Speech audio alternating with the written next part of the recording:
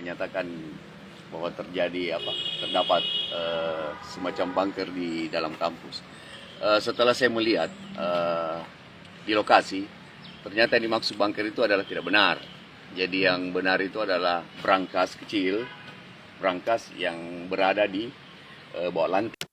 Beredar informasi di salah satu kampus ternama di Makassar ditemukan bunker narkoba yang terus didalami Direktorat Reserse Narkoba Polda Sulawesi Selatan.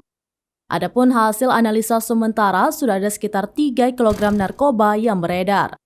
Hal itu dibenarkan Direktur Reserse Narkoba Polda Sulawesi Selatan Kombes Pol Dodi Rahmawan seusai memusnahkan barang bukti di Mapolda Sulawesi Selatan Jalan Perintis Kemerdekaan Makassar pada Kamis 8 Juni 2023 siang. Bunker itu, kata Dodi, menyerupai brankas khusus untuk penyimpanan narkoba. Hal itu terungkap dari hasil penyelidikan sementara yang dilakukan jajarannya. Namun demikian, Dodi masih enggan menyebutkan nama kampus ternama di Makassar tersebut. Ia beralasan pihaknya masih melakukan pengembangan bunker narkoba di salah satu kampus ternama tersebut diduga merupakan jaringan lembaga pemasyarakatan atau lapas.